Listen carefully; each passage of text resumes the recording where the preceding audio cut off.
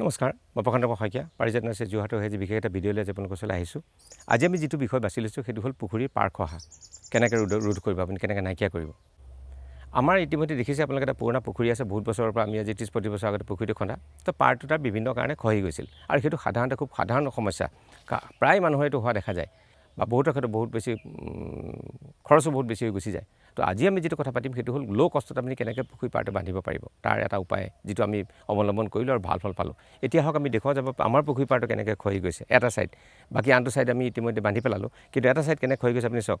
এই পাৰটো আছিল এইখিনিত, কিন্তু ইতিমধ্যে 2-3-4 ফুট সি আপোনাক খহি পেলাই গুচি গৈছে। তো প্ৰথম কামটোৱে হ'ল আপুনি বাঁহৰ বুৰুচ দি পেলাই আপুনি ফুটাকেইটা মাৰিব লাগিব।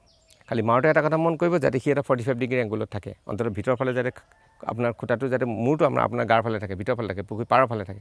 কেলৈ? কাৰণ যেতিয়া আপুনি বস্তা তাত দিব, সেই বস্তাটো দিয়াৰ লগে লগে খুটাকেইটা পোন হৈ গুচি যাব। গতিকে সেই কথাটো আপুনি মন কৰিবলগীয়া। আৰু গোটেই খুটাখিনি সমান্তৰালভাৱে আপুনি দেখিছে পথালিকে কামি দি পেলাই তাক বান্ধি পেলাই ৰাখিব লাগিব, পাৰৰ লগত খুঁটিৰ লগত আপুনি টানি পেলাই তাক বান্ধি ৰাখিব লাগিব, নহ'লে সি খহি গুচি যাব। দ্বিতীয় কামটো হ'ল যদি আপুনি বুৰুচটো মাৰিলে, তাৰ পিছৰ কামটো হ'ল এনেকুৱা বালিৰ বস্তা আপুনি দেখিছে, এনেকুৱা বালিৰ বস্তা আমি ৰাখিছোঁ, এনেকুৱা বালিৰ বস্তাত আপুনি চিমেণ্টৰ পুৰণা বস্তা হ'লে হ'ল, তাত বালি মাটি জাতীয় যিকোনো বালি মাটি আপুনি সেই বুৰুচটোৰ কাষত দিব। এতিয়া প্ৰশ্ন এটা আহিব পাৰে বালিৰ বস্তা কেলৈ, আমি সুদা মাটি দিলেওতো হয়, কিন্তু সুদা মাটি দিলে এটা সমস্যা আছে, পানীৰ ঢৌৱে তাক সুদা মাটিত লাহেকৈ উৰাই লৈ গুচি যাব। তো বালিৰ মাটি বস্তাটো আমি বাঁহৰ বুৰুচখিনি দাঁতিত আমি দি দিলোঁ, এটা এটাকৈ টপ কৰি পেলাই যি তাৰ লেভেলৰ ওপৰলৈকে আমি তাত যিটো খুটাটো যিমান হাইট তাৰ সিমানলৈকে আমি বস্তা দি দিলোঁ। এতিয়া কামটো থাকিল তাৰ মাজৰ যিটো গেপ, সেই গেপটো মাৰিবৰ কাৰণে আমি আপোনাৰ সাধাৰণ মাটি দিলেও ব্যৱহাৰ হ'ব। তেতিয়া কি হ'ব, যদি কিবা কাৰণে ঢৌৱে মাটিটো উটাই নিব খোজে, উটাই নিব নোৱাৰে কেলৈ, কাৰণ তাত বস্তাটো আছে।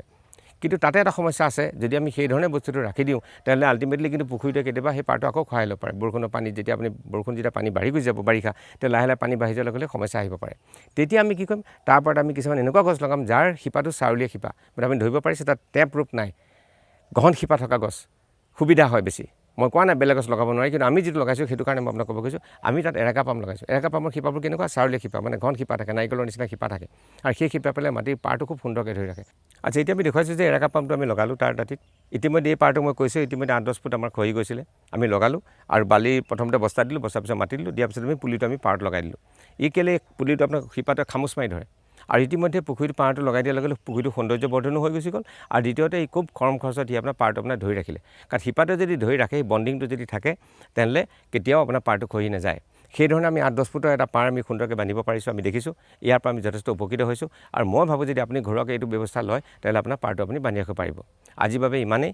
তো মই ভাবোঁ যে ভিডিঅ'টো আপোনাক যথেষ্টখিনি সহায় কৰিব, আৰু যদি ভাবে তেনেহ'লে আমাৰ চেনেলটো ছাবস্ক্ৰাইব কৰিলে আমি নথৈ আনন্দিত হ'ম আৰু আগলৈ এনেকুৱা ধৰণৰ ভিডিঅ' কৰি যাবলৈ উপকৃত হ'ম। ধন্যবাদ আজিৰ বাবে।